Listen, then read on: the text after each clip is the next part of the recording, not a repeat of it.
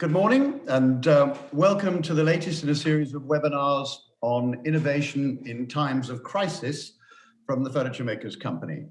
My name is Jonathan Hindle and I am the chairman of the British Furniture Confederation, a past master of the Furniture Makers Company, and it is my pleasure to be your host today. Today's webinar looks at engaging with government. In this webinar, we want to explore what the industry's trade associations and parliamentarians who are members of the furniture industry's all-party parliamentary group are engaged with, and offer you the opportunity to engage with them. Today's format will be initially a series of questions from me to our panelists before we open up to all of you for questions. But first, a little Zoom housekeeping. All our participants will be on silent or mute during our panel discussion. We do encourage questions, so if you would like to pose a question, please click on the Q&A box at the bottom of your screen and write your name, a question, and in the pop-up window.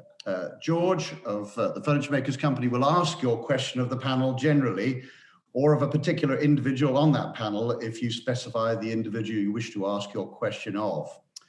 For those of you who are unfamiliar with the Furniture Makers Company, just briefly, it is the furnishings industry charity and the City of London livery company representing the industry at every level to ensure it remains at the forefront of international competition.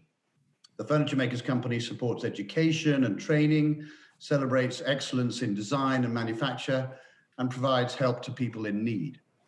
The British Furniture Confederation, or BFC, was set up to provide coordinated and collective representation of the whole furniture industry to government. The BFC's board is made up of the senior executives from each of the industry, trade, and research associations, many of whom I will introduce on this panel today. For the last 5 years, the BFC has been occupied with improving engagement and the quality and consistency of industry data held by government. Of late, of course, the BFC has shifted its focus to respond to the COVID-19 pandemic and issues arising from Brexit. However, as we come through the Brexit issues, the need for government to provide stimulus in the form of grants and tax incentives to encourage onshoring of production, investment in advanced tooling and production digitization, along with the need for trade introductions to stimulate exports, has never been more prevalent. This communication has been with government directly and through the all-party Parliamentary Furniture Industry Group, the chairman and vice chairman of which are on the panel with us today. This approach has served to strengthen the government's knowledge of the scale of our industry and its overall contribution to the economy. The furniture industry's revenue is currently circa 20 billion per annum, and equally important to government, it employs 386,000 people in a multiplicity of roles. Government ministers, MPs, and civil servants alike have historically had a rather outdated and inaccurate perception of a post-war shrunken cottage industry. And I'm pleased to say much progress has been made in growing awareness of a reformed industry with multi-market breadth, embracing modern manufacturing processes locally and with a sophisticated supply chain. So now I'd like to introduce our panel. Firstly, it's my great pleasure to be joined by Mike Wood, MP, chair of the all-party parliamentary group for furniture and furnishings. Mike was born and raised in the West Midlands and was elected to Parliament in 2015, representing the Dudley South constituency. Mike currently serves as the private parliamentary secretary, or PPS, to the Home Secretary, Priti Patel, having formerly been the PPS to the then Secretary of State for International Trade, Liam Fox. Europe's largest secure trading estate is based in Mike's constituency, a facility that includes a number of furniture manufacturers. Mike has been the chair of the APPFIG since 2019, having previously served as vice chair. Mark Eastwood, MP, Vice Chair of the APPFIG.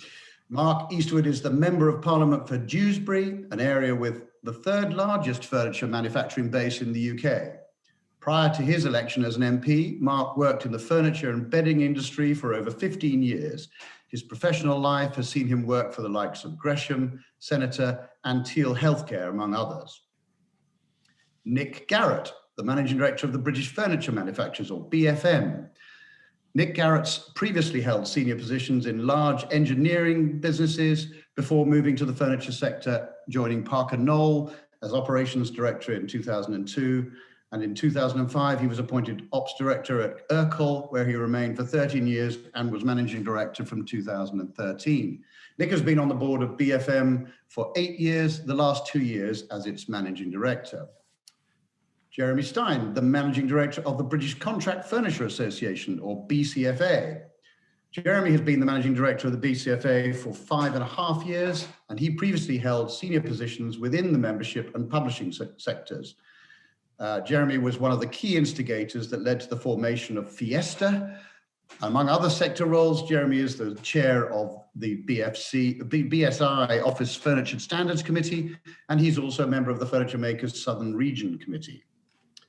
Jessica Alexander, who I should have done first as the woman on the panel, the executive director of the National Bed Federation, or NBF. Jessica started her career as a journalist before working to set up the Sleep Council in 1995, and then go on to be appointed executive director of NBF in 2006. Currently, she is spearheading the NBF's agenda for members to adopt a circular business model and leading the NBF's partnership with Zero Waste Scotland, developing an extended producer responsibility scheme for mattresses. And last but not least, Lee Wade, the general manager of the Furniture Industry Research Association, or FIRA. Lee has worked predominantly in the manufacturing sector, working on high-level public and private sector projects within aerospace, rail transport, furniture, and construction. Lee moved to FIRA as part of the Element Group in March 2019 as the general manager, which is the service provider for the Furniture Industry Research Association. Right, well, that's a quite sizable panel for one of these sessions that we have today. All the better for hopefully answering all the questions in a thorough way. So I'd like to move straight away now to some of the questions I have already prepared for individuals on the panel. And if I may, I'd like to start with Mike Wood MP. I have a question for you. The furniture industry is spread across the United Kingdom, and a number of MPs have a cluster of businesses in their constituencies. Given the challenges facing businesses at present, how is it best for companies to engage with their local MP? As you say, I think that geographic spread is both one of the strengths, but also one of the weaknesses for the sector in terms of engagement. Obviously, the positive point is that everybody, or most MPs will have some form of furniture industry interest within their constituent, whether it's people, constituents who work in the sector, whether it's retail, whether it's manufacture, whether it's any of the other parts of the sector.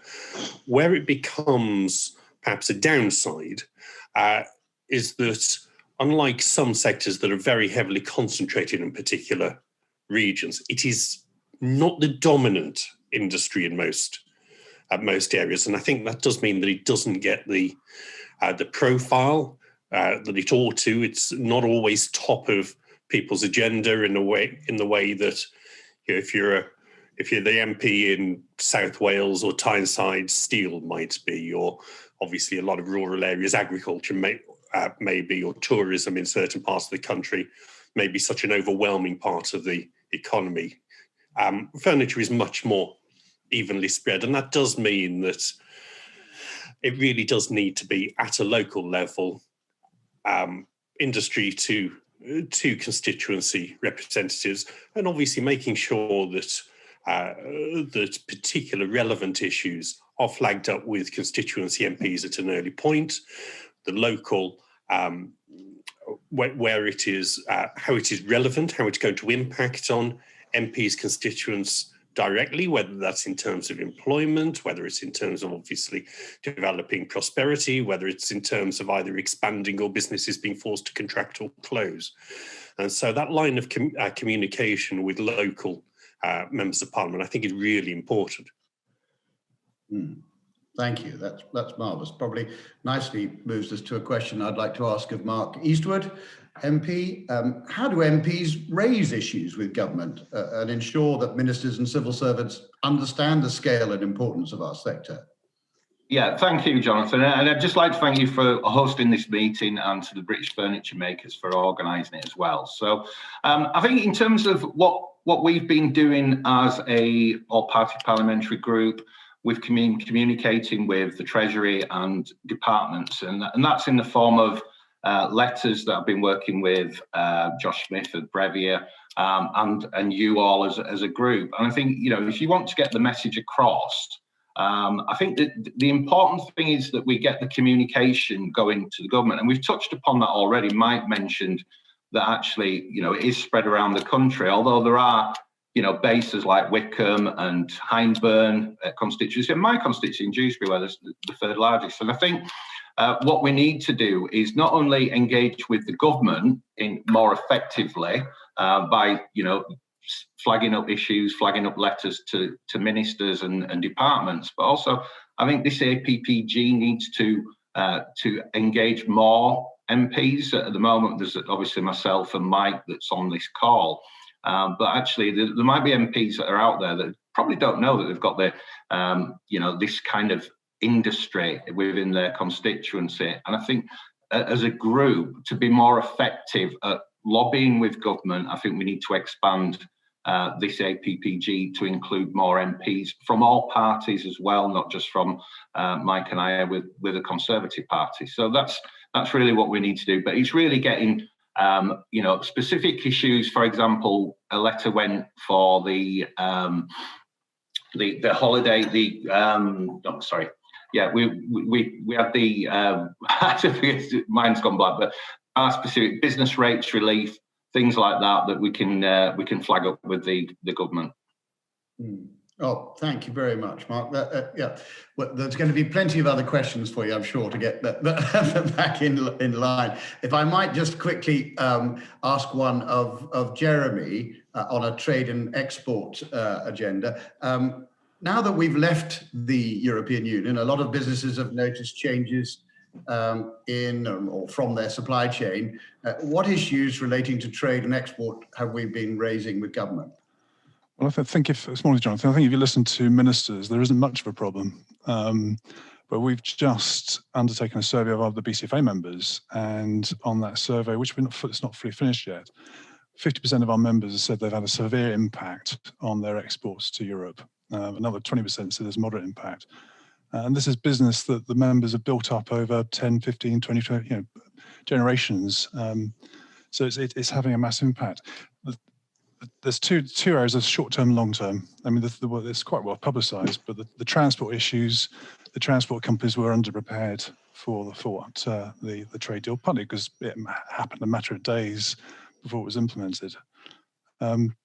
Paperwork, up to 6 times longer to do the paperwork, VAT issues, and proof of origin. So those are what's going to impact our members over the next 6 months, and some of these will settle down, some of them won't, and there are longer term problems, mostly to do around with issues and proof of origin, but there are parts of the trade deal that are confusing, is the polite way of putting it, and need examining. So things like the specific processing rules, there are areas there which are affecting our members, and I've asked questions of our contacts to say, well, how are these particular rules put in place? I haven't yet had a good answer. So there's a process of engagement and continue to talk to government on these issues. So we've raised them, as you have through with Paul Scully, but we take part in the fortnightly meetings with Bays and through our own contacts, and we've raised, and generally the civil servants have been hugely supportive. I can't actually, I think they've been hugely. They understand the problems and they're doing their best to sort it out. And you'll now see a vast volume of guidance, education coming out from Bays and other places, and it's helpful. But there are impacts to all that, and in our survey, one of the obvious ones is what's going to happen to pricing. And the survey that just came back is that of those on survey, 77% of the people in that survey says they're going to have to put the prices up between 5 and 15%. Now that's not good for our economy, and it's certainly their business to try and export to Europe.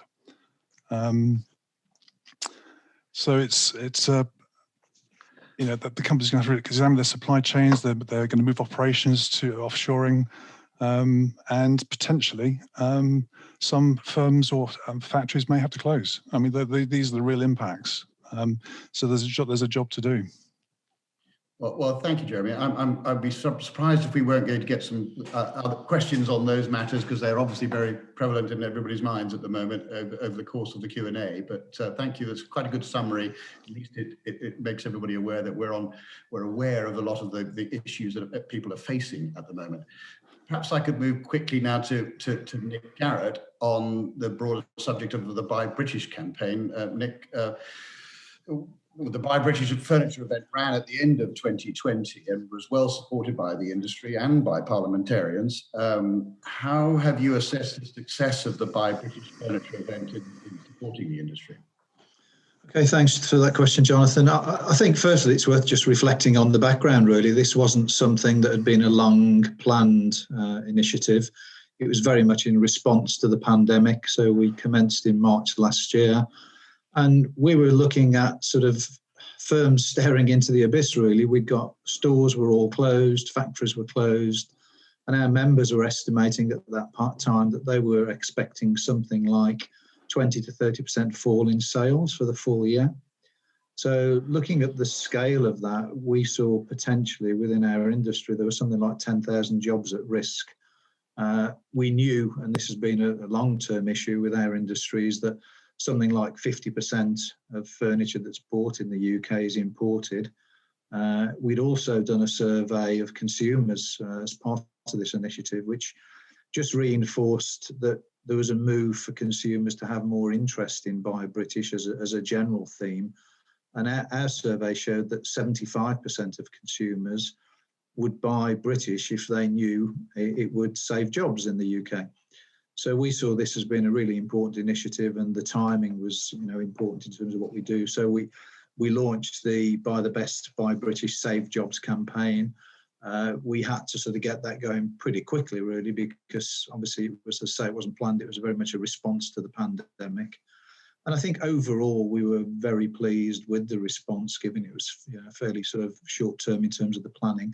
And just in sort of overall scope, I think, firstly, in terms of recognition, we got very good coverage from the trade press.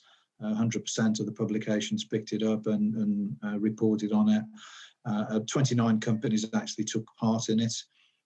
We, as part of the campaign, we actually generated swing tickets, and those tickets had the campaign on them, and they were put on furniture in store. So there were 38,000 swing tickets printed and sent out, so they were displayed in store. And a big part of what we were doing was actually a radio broadcast programme.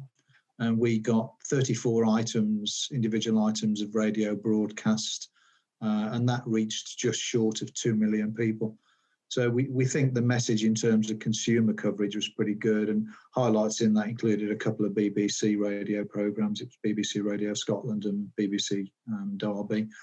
And also we were very pleased that it was fully supported by parliamentarians. So thank you to Mark and Mike who picked it up, and it was actually raised in Parliament, and it's nice to get our industry flagged up and seen, really. We are, I think, often, as mentioned before, often a bit understated. So to get our industry in Parliament as part of the discussion was another win for us. So overall, we think it was a pretty successful campaign. Marvellous. Thank you, Nick. That's a good summary of that. If I might now move to an environmental and sustainability agenda and ask Jessica Alexander a question. What are the most likely impacts of the government's pursuit of a circular economy for the furniture industry? What policies are likely to be introduced? Thank you, Jonathan. Yeah, well, yes, last year, or rather in December 2019, the government published its waste and resource strategy, and that was followed last year with the Environment Act, which basically put in place enabling legislation for that. Now, the main aim of the strategy is to reduce and manage waste safely, promote resource efficiency, and move towards a circular rather than a linear economy model. So first on the agenda, they're tackling single-use plastics and packaging, along with food waste and improvements to household recycling.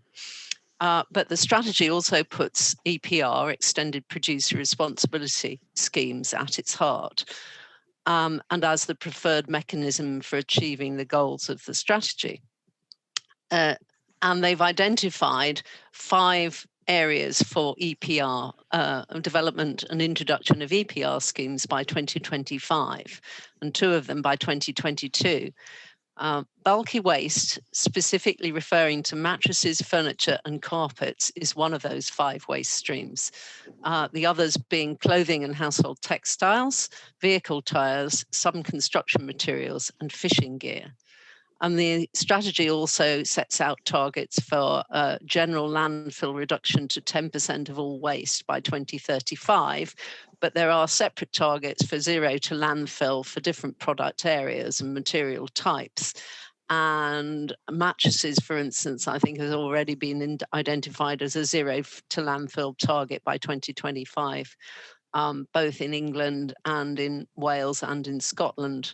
And I think also Northern Ireland. I think it's important to just point out that waste is a devolved government issue, so that each of the nations have their own strategies and policies around it, but they're all broadly similar and broadly heading in the same direction. So what that means basically is that EPR for mattresses, furniture and carpets is coming soon, with a 4 years away target for getting it up and running. And it won't just be about collection and recycling of waste or used materials that have come to the end of their useful life. It will be very much about eco-design too. And the waste strategy also states that the government plans to set minimum requirements for eco-design. There's also a new chemicals strategy.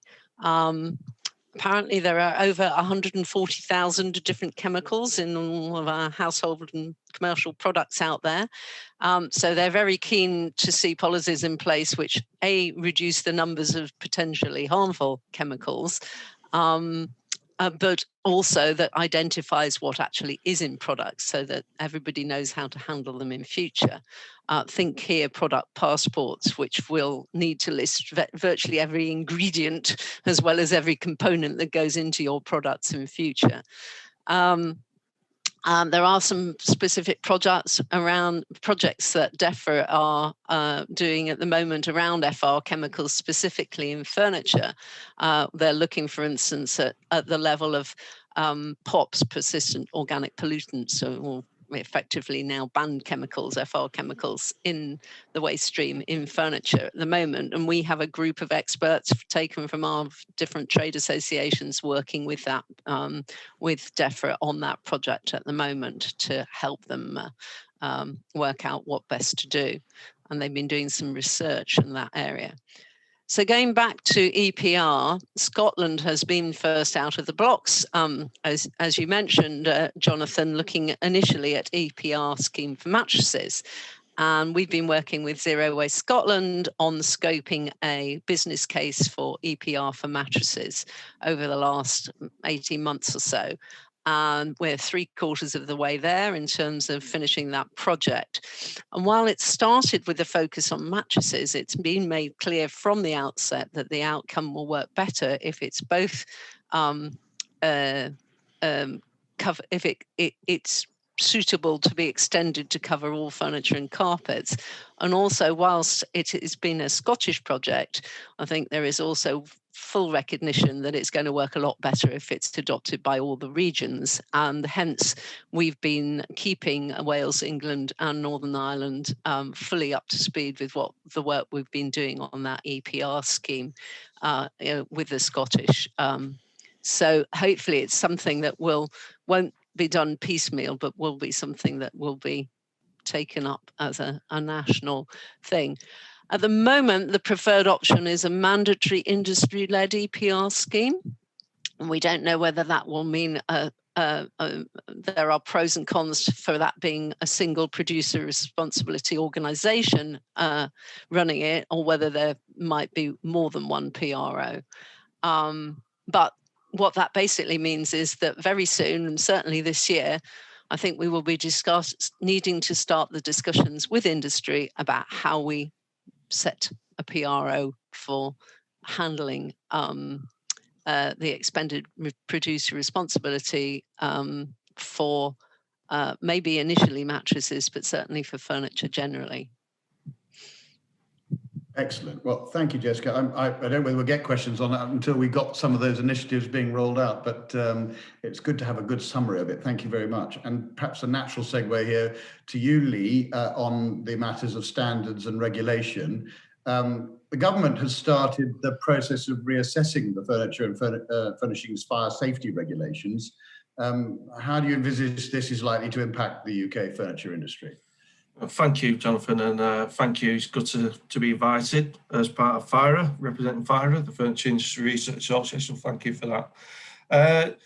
I'm not an industry expert, but we do employ experts within FIRA that represent our members and the Furniture Industry Research Association.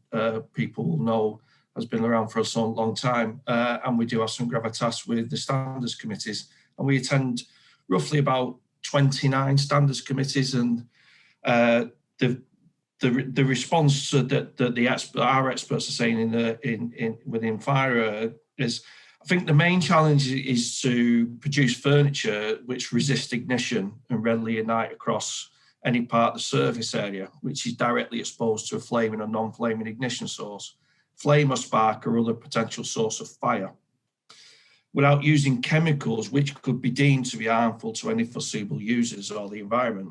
Also, one would hope that there will be clearer test methods than the current ones available soon after the publication of the new regulations. And Ops have recently had a meeting in February 21 this year, where they've published the new updated timelines to review the FFSRs. Yeah.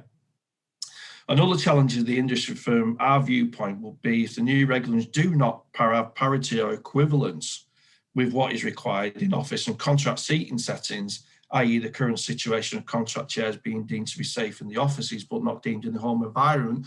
After the global pandemic of COVID, obviously people home working, and there's not enough understanding of the commercial settings being taken into the home environment there. And I know that's a great concern for a lot of our members and some of the trade bodies that are on this call now. And FIRA actually working with trading standards and ops to obviously put that viewpoint across to people that, you know, these regulations need to be accelerated at some time because it is adversely impacting as well commercial aspects of other businesses. So from our viewpoint is that I think the regulations are long overdue to be reviewed, yeah, and it seems to be one of those things that the teachers are getting pushed back, but FIRA and, you know, are actively engaged with the relevant authorities from the HSE, from ops and trading standards to try and push the agenda to get these resolved as quickly as possible because it is inadvertently affecting and get some clarity around the standards so people and the industry sector know exactly what is a conforming product, what isn't a conforming product, and also then to, you know, alleviate the commercial impacts, especially for the commercial side of the furniture industry.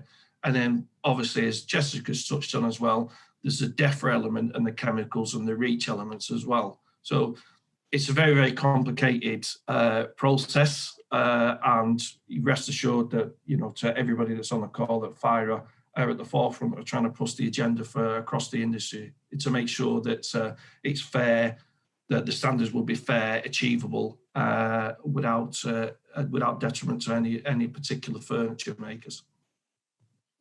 Very good, Lee. I think that sums it up well. Again, I'm hoping we'll have some further questions on that. And as you say, we're all lobbying government to get some decisions made on that and that agenda move forward quicker than it currently has been. We do have a little more time before we go to the Q&A, and I'd therefore like to ask another trade and export question, if I may, of Jeremy.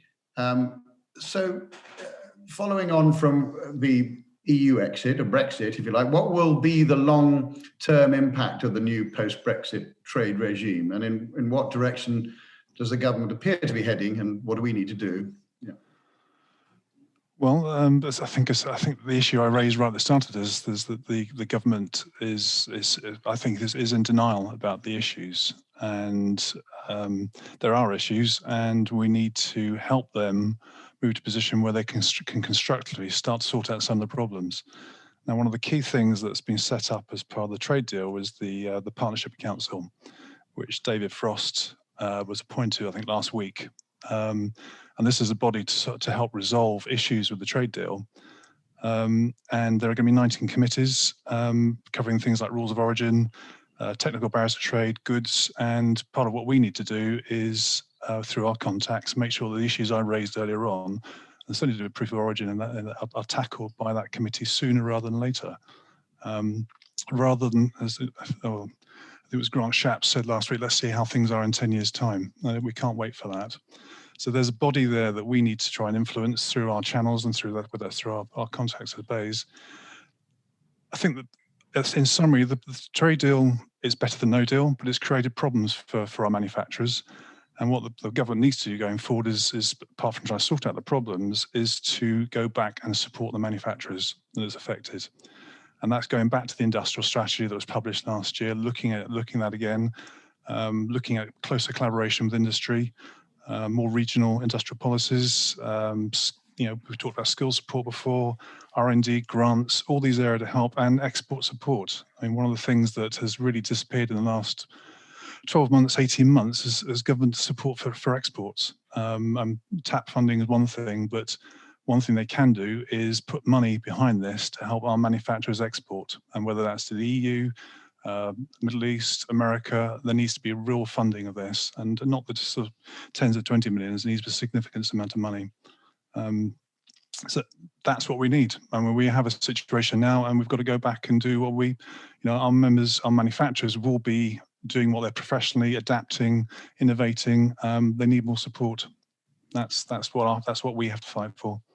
Thank you, Jeremy. And of course we are. So it's only right and proper now that I turn that over to both Mark and Mike to comment on. I think before we run over to the Q&A, there's a few criticisms in amongst all of that. Perhaps, Mark, would you like to respond first? Yeah, absolutely. I mean, the things that you've talked about, Jeremy, obviously I've had issues with businesses in my constituency regards to there seems to be an issue with the bureaucracy involved with trading now, and obviously the preparedness of businesses. I have to say, on the UK side, it seems to be more prepared than on the EU side. And I remember asking a question, was on in the future relationship of the EU about, what is the preparedness for businesses in the UK versus the EU, with one of the witnesses there. And they said, well, actually, in the UK, we seem to be doing okay. But in the EU, it's sporadic, and some countries are more geared up than others. I think there's always going to be an issue initially after Brexit, and you've mentioned the Partnership Council and how we can resolve those issues. I think I want to broaden that because having experience in the industry itself, I do feel that potentially not just from exports of goods, but also the component side of things as well. There seems to be a reliance on EU countries and maybe getting components in from the EU, and particularly in things like machinery. I mean, Germany's huge in terms of the types of machinery that they supply to the furniture industry. And what I would like to see, and I appreciate you want help from government, Jeremy, I do. But I would like to see the industry try and look at broadening its horizons in terms of we've set up trade deals with 64 different countries. We've got £900 billion worth there. How do we try and tap into those as to try and alleviate the issues that we have with the EU? I think we need to look at the over-reliance that we may have on componentry and machinery that we're getting from the EU, and let's look as a country in the United Kingdom to perhaps look at advanced manufacturing, producing our own machinery, our own components. But yeah, I fully understand, Jeremy, your concerns in respect of what's happening now. Grant Shapps may have said 10 years. I would suggest we need to have this resolved within 6 months so that we can get to some kind of relationship and normality. And you've mentioned David Frost, and I'm sure that it will be one of the priorities that's going on at the moment. Well, thank you, Mark. That's somewhat reassuring. Mike, would you like to add anything to that? Not really. I think Mark's covered it. There's obviously been said fairly clearly. The range of regulatory barriers that are appearing in the first couple of months after the end of the transition period. Those, I think, will take a little longer to overcome. I think there's also the more direct tariff barriers that have been erected, where the dealers, I think most people understand it, suggest tariffs shouldn't be payable. And I know that this is something that, having spoken to David Frost about, that they are very keen to get a consistent interpretation across the 27 EU countries in terms of making sure that those products that are predominantly UK and EU components are moving freely, backwards and forwards across the channel without the imposition of further tariffs. Because, I say, obviously the whole point of the trade deal was that we'd agreed that there wouldn't be such import-export charges. Yeah, yes, indeed. Okay. Well, thank you very much, Mike. I think almost to the second, we are now scheduled to go across to our Q&A, which is perhaps even more important. It would be nice to be hearing what questions we have from our audience and those that have been sent in earlier. At this point, I'm going to hand over to George Cooper at the Furniture Makers, who's proposing to go down that list and ask those questions of us.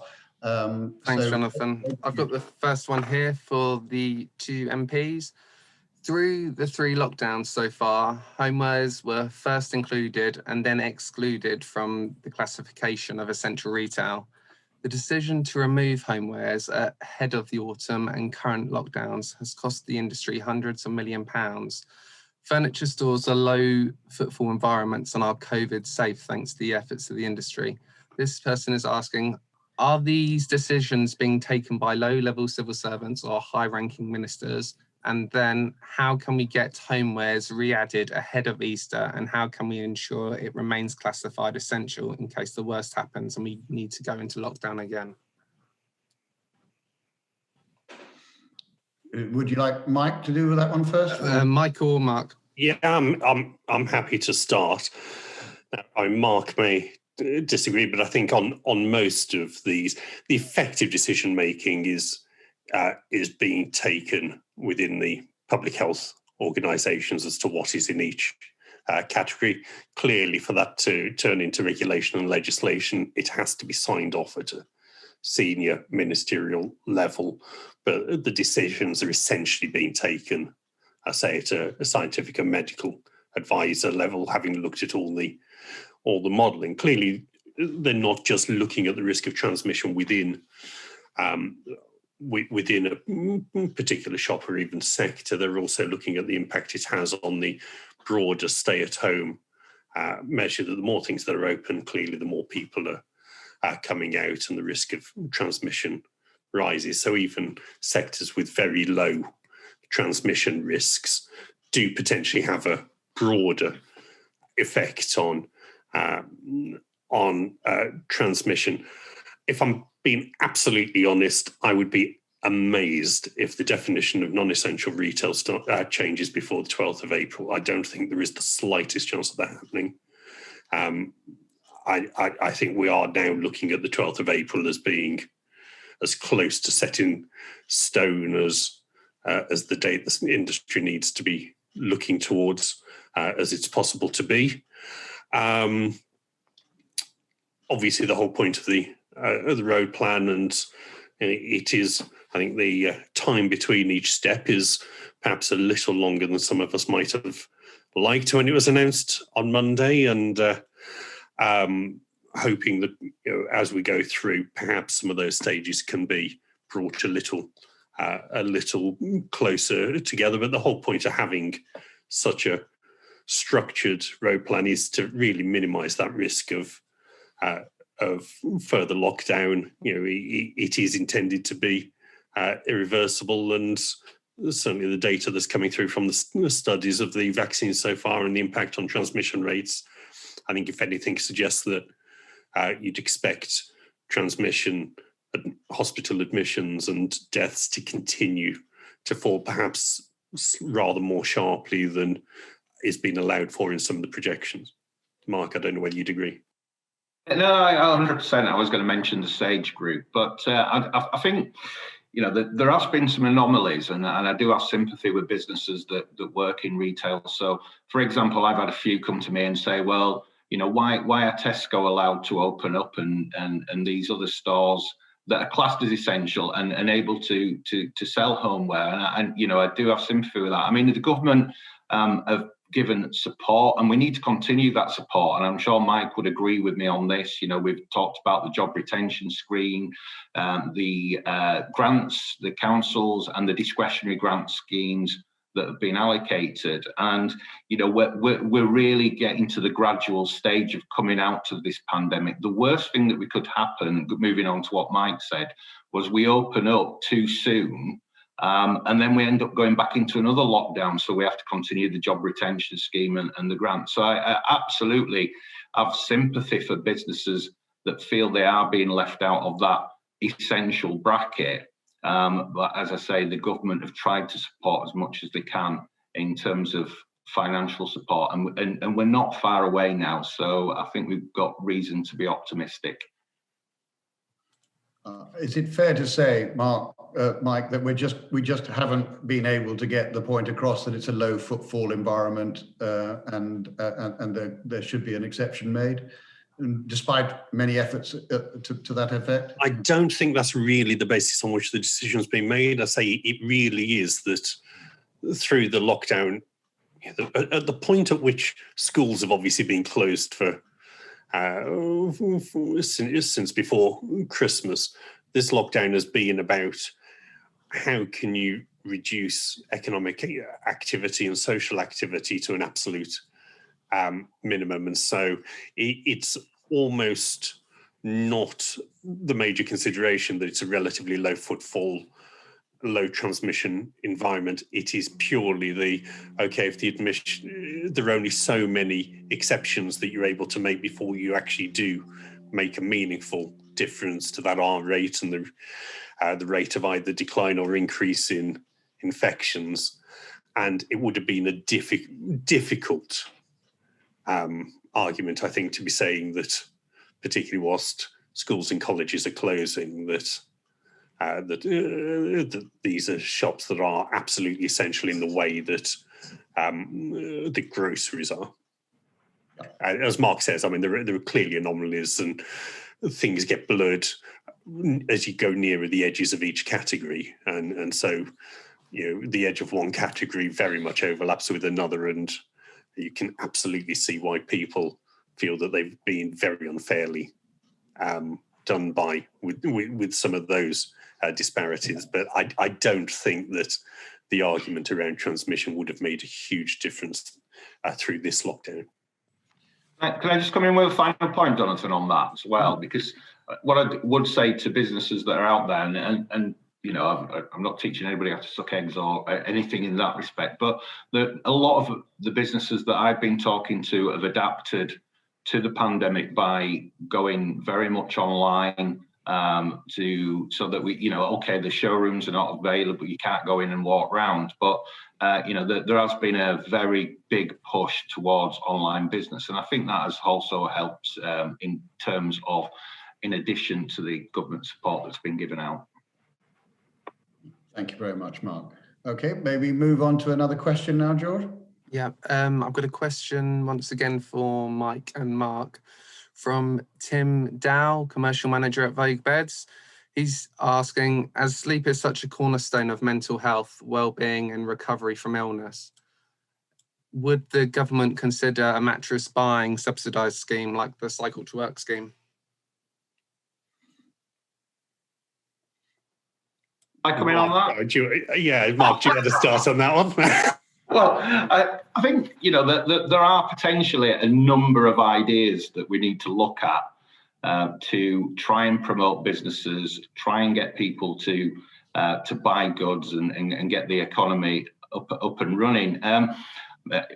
A similar idea to the Cycle to Work scheme. Maybe, I mean, it's something that we could pitch and maybe potentially put forward to the Chancellor or, the Treasury and maybe look at that as an idea. I think, we moving forward, there are other things that are already in place as well. When I had my mind blank earlier, I was talking about the stamp duty holiday and the link to that to the furniture industry. So I'm not ruling it out. I'm just saying, we need to look at innovative ways to incentivize people to go and spend some money. So yeah, it's something to consider. Very good. We've got quite a few questions here, haven't we? Do you want to crack on with another? Firebutt's asking, what can be done to support the recovery of the high street furniture retailers with the retail sphere accelerating to online? And second part of the question, any tax or VAT relief on products that are 100% sustainable to encourage greater take-up?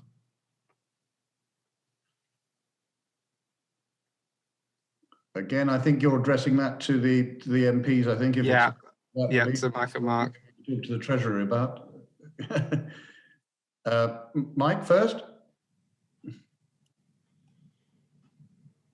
Have we lost Mike? Apologies. One of the hazards of working from home at the moment. Sorry, I just lost the connection. I didn't catch any of that. Okay, may I hand it over to Mark quickly then? Can you answer? In terms, I mean, obviously, we've touched upon the support that the government have been giving. We need to continue that support. Farah, I know obviously we talked about the online business there, and I think businesses need to move into a more digital environment and actually do it in terms of the high street, doing both. So we give the consumer the option between digital and actually going into the furniture showroom. I think the ideas that I've just spoken to with regards to the stamp duty holiday, which is linked to the furniture industry. We got to help housing so people can move into their homes, buy new furniture. I think these are all the ideas that are being put forward to the Chancellor at the moment to help businesses like Shire Beds, Farah. So, I think there's a number of things that the government need to continue to do just to get us out of this.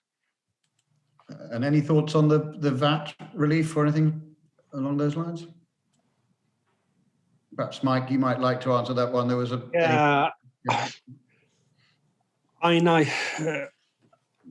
I think obviously the Chancellor's budget next week will be looking at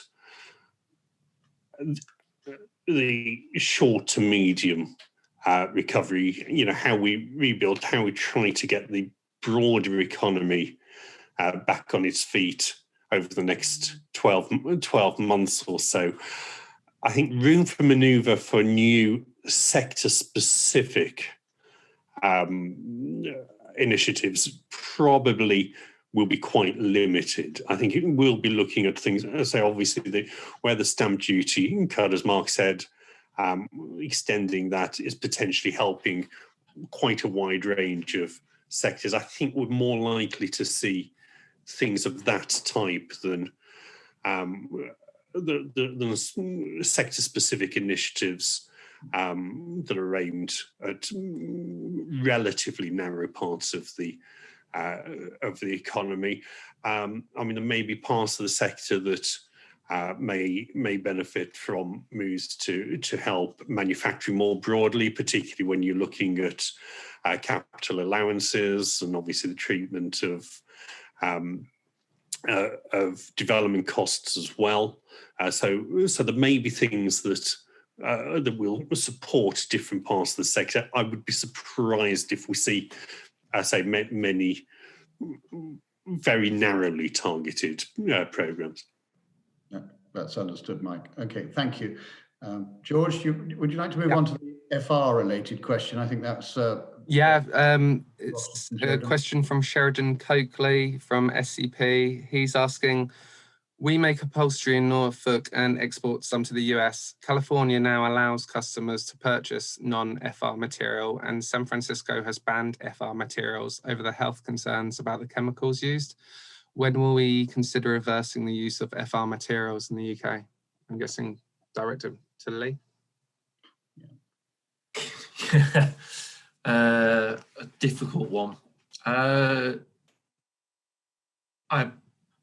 I mean, I think everybody's aware that obviously the main concern is in households or in products, the fire retardants, or they should be flame resistant. We are, as far as fire, we are engaging with certain suppliers globally where we're looking at non-chemical flame retardants within products. So we can look at that, and that's something, an agenda that obviously from a environmental impact, sustainability impact, as Jessica touched on before, that we are working with Jessica as part of FIRE and with DEFRA, that there's an impact there to sustainability as well. And I know that we are considering this with OPS and trading standards and the regulatory authorities around ways of limiting the use of chemicals within upholstery or foam or furniture. Again, it's a process that we have to go through. We don't actually devise the standards, we can advise and go through there. But as for a timescale on that, then I think it's in everybody's interest that from a sustainability point of view, an impact of VOCs being emitted from all products, emit VOCs as well. And that's something else that we're looking into as well. So it's a roundabout way of me trying to explain the difficulties and the complexities of what we're trying to achieve with the standards and trying to satisfy everybody. I get everybody's from every furniture manufacturer and other manufacturers as well that provide products into the domestic household or commercial places of work, is that one, we meet the requirements, two, with the least impacts on the environment and the people that will be working in or living in that environment as well. So it's an agenda that we are pushing, but I couldn't give you a specific timescale on it. All I know is that OPS had the meeting on Friday.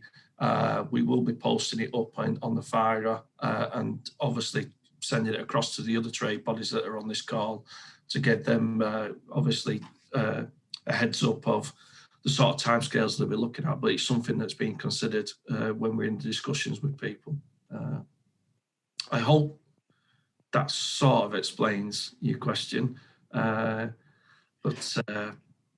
Yeah, I surmise that it won't be quite what Sheridan was hoping to hear in terms of clarity, but there is this transition, there is this period of discussion going on. So it's a good time for him to be getting his views in. Yeah. And we would encourage him to get those views in and his arguments placed with us so that we can table that with the OPSS and others for the parliamentarians to see the balance of argument. But they are, as you say, trying to balance two groups of interests which conflict. Okay. Okay. George, could we move to another one? Got a question related to what Jessica was talking about with the circular economy. Joanna Knight, Liverman, she's asked, should there be regulations for furniture and furnishings like the waste of electrical and electronic equipment scheme? The answer is yes, and yes, there will be. But the WEEE is effectively, the WEEE regulation is effectively an EPR scheme for electrical goods, which is being reviewed and updated at the moment. And as I was saying in my call, we expect EPR for furniture, carpets and mattresses to be established and in place within, or certainly by 2025 is the government target. So within a fairly short space of time, that should indeed be up and running. Thank you, Jessica. I've got a question. Yeah, sorry, I was just to follow up on that. It's very much I think the direction of travel. Obviously, we're seeing with the deposit return scheme being introduced alongside the Environment Bill. There are various different sectors that I think they're very much looking at the WE directive as model, and obviously to a lesser extent end-of-life vehicles in terms of applying a polluter pays principle to funding a reduction, reuse, recycle model. And I think that certainly expect to see something like that for furniture at some point before very long. Thank you, Mark. George? Okay, I've got a question about intellectual property from Dids McDonald, CEO of Anti-Cupping and Design. She asks, whilst the intellectual property chapter in EU-UK Brexit agreement is mostly acceptable, on January 1st this year, all UK designers lost automatic community design protection in the EU27. This is potentially calamitous as it leaves them vulnerable in EU infringement, as most UK designers rely on unregistered design rights. The UK design contributes 85.2 billion to the UK's GVA. We have already raised this with the IP Minister and IPO, but to no avail.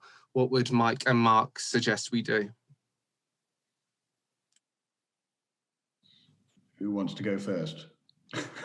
Well, I think I'd like to say that's not my area of expertise on the intellectual property, but there are a number of issues that businesses are experiencing. Jeremy touched upon that earlier.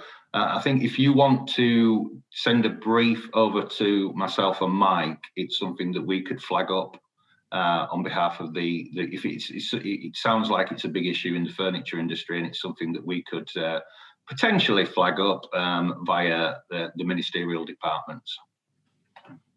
Yeah, again, I mean, like Mark, IP law is very much not my area of expertise, but I'd be interested to hear how the risk of this kind of theft, you think,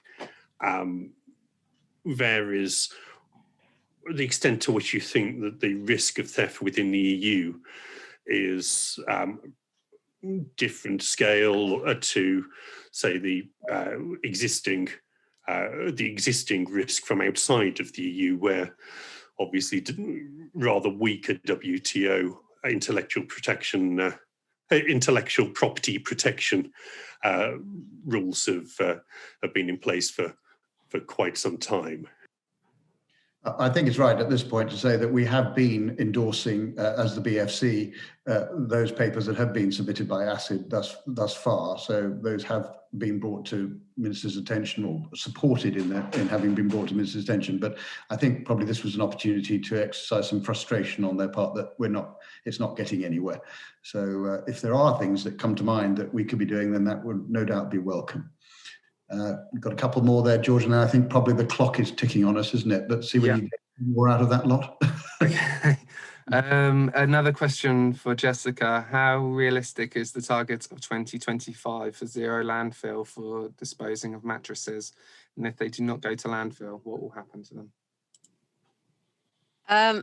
Well, obviously, it's quite an ambitious target to go for zero to landfill, but the alternative that a lot of local authorities are currently using is energy to waste. Mattresses are as whole mattresses going to energy from waste are not popular because they tend to clog the machinery.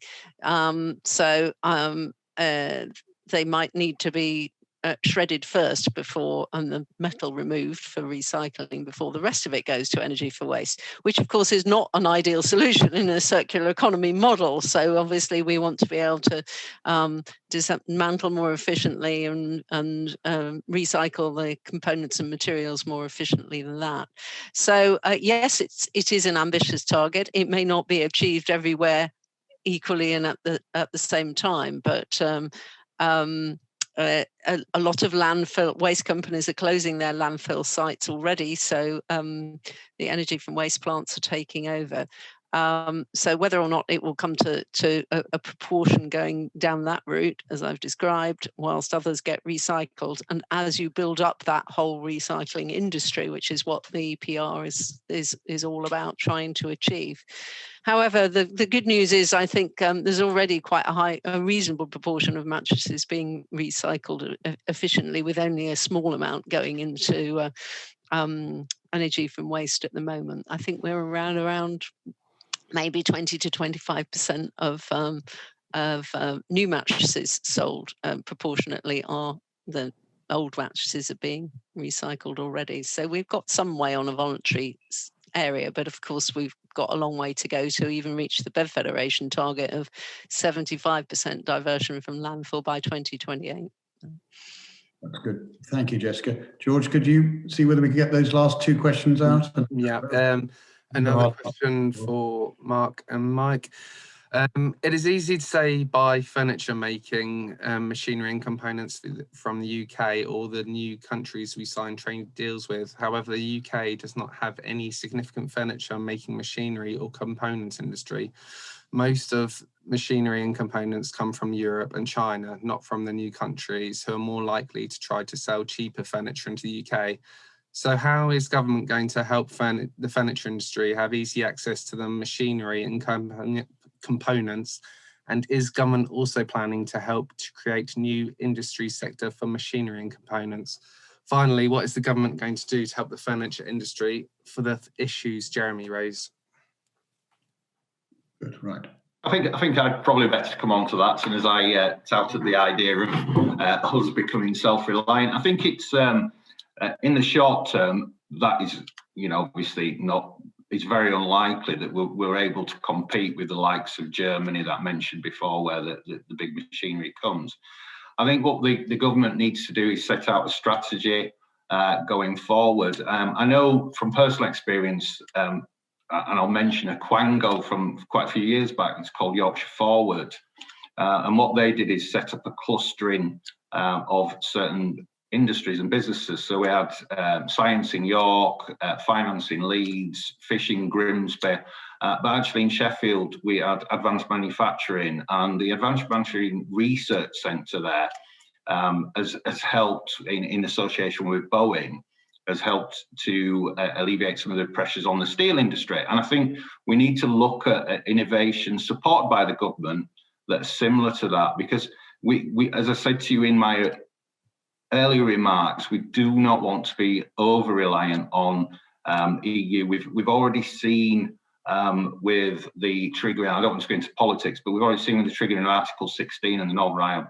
Protocol that the EU could, shut up shop or, put up barriers and tariffs, and we don't want that to have a monumental impact on business. So it would be a long-term scenario where we would get to that point where we could produce our own machinery. And I understand that, if you talk about polyurethanes, a lot of that's in Italy and various other parts of the EU also. But the other thing is to look at maybe going, broadening our horizons, look at the trade deals that we're setting up with other countries. You mentioned the Far East.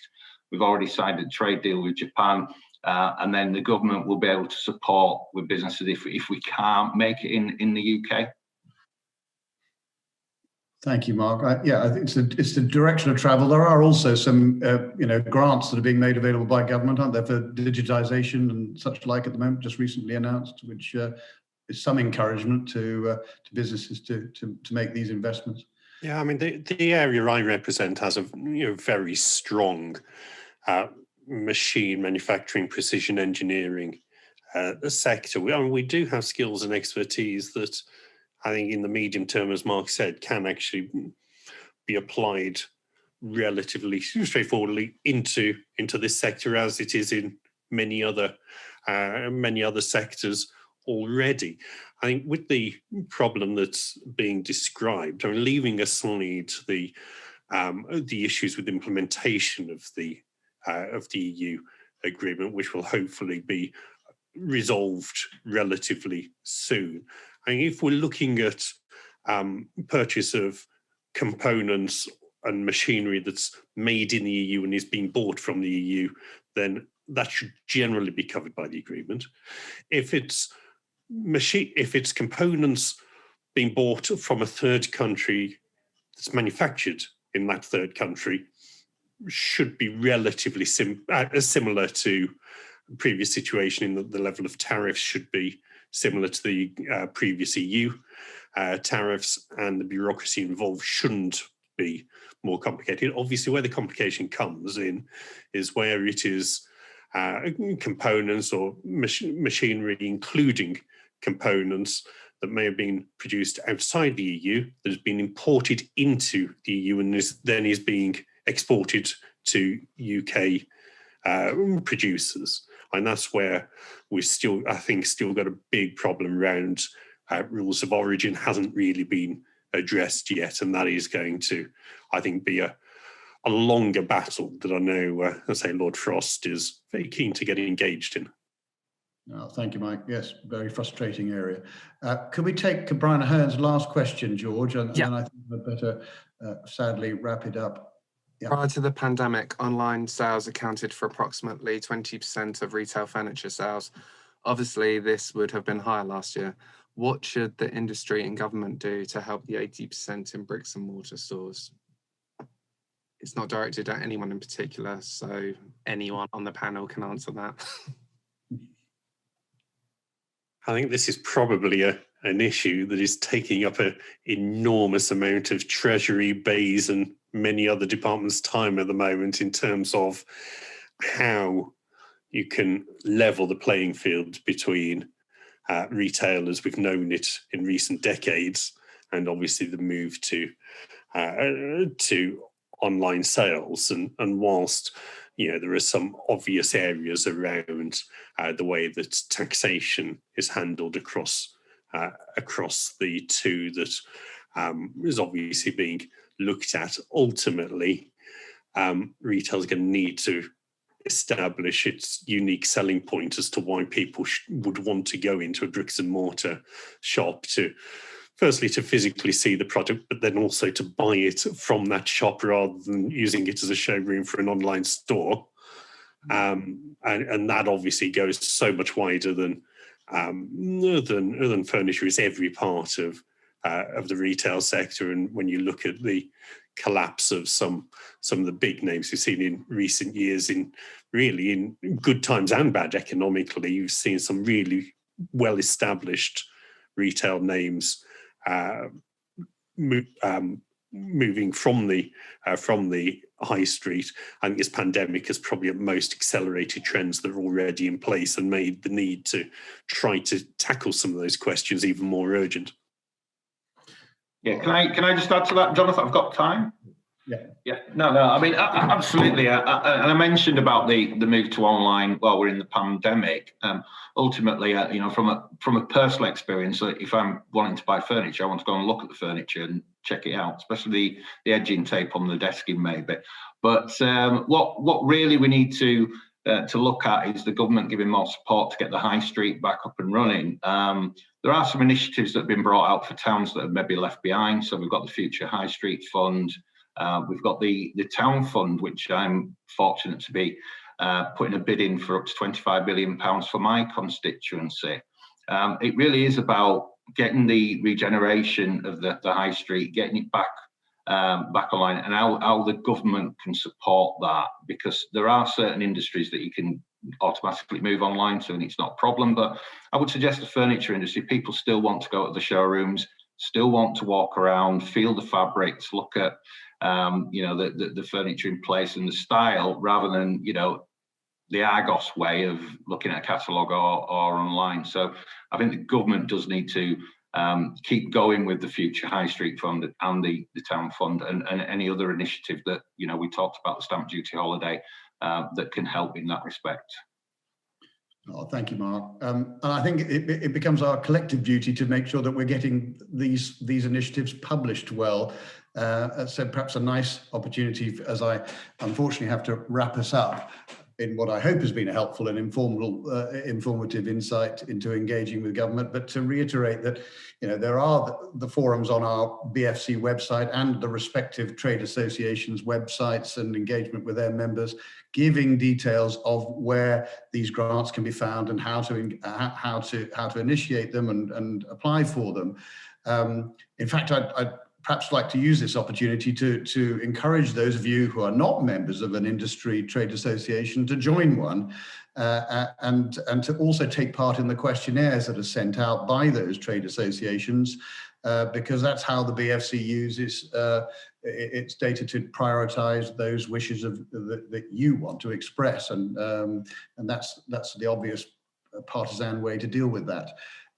So I really, unfortunately, have to wrap up. I'm going to say thank you very much to Mike, Mark, Nick, Jeremy, Jessica, and Lee, and of course to all of you who've been able to join us online today.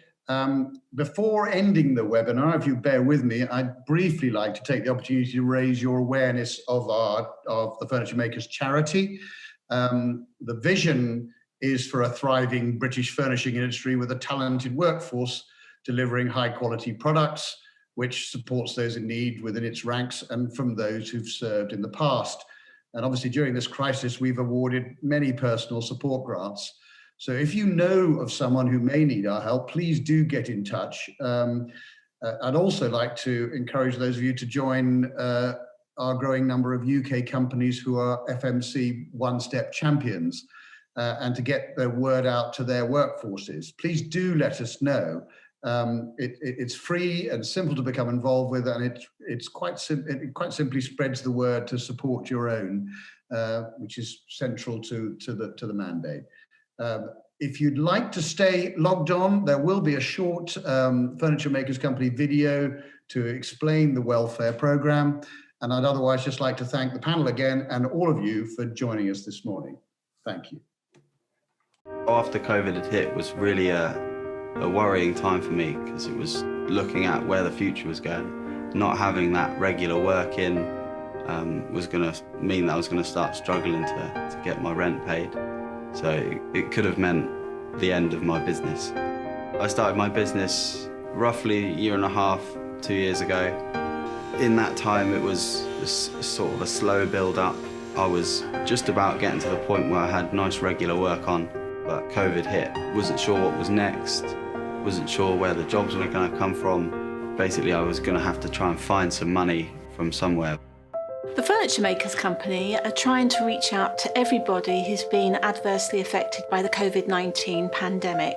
The advice I would give people that are struggling at the moment is go to our website, look at the section on the COVID-19, look at the application form, send in all the paperwork that we have asked for, and then we can process it very, very quickly. The application process was really simple. I got the application through the email, got that sent off, and within 3 days I had the money in my account. The grant freed up my headspace really financially. It opened up my creative side of my brain again, allowing me to really focus on getting furniture made and getting furniture sold.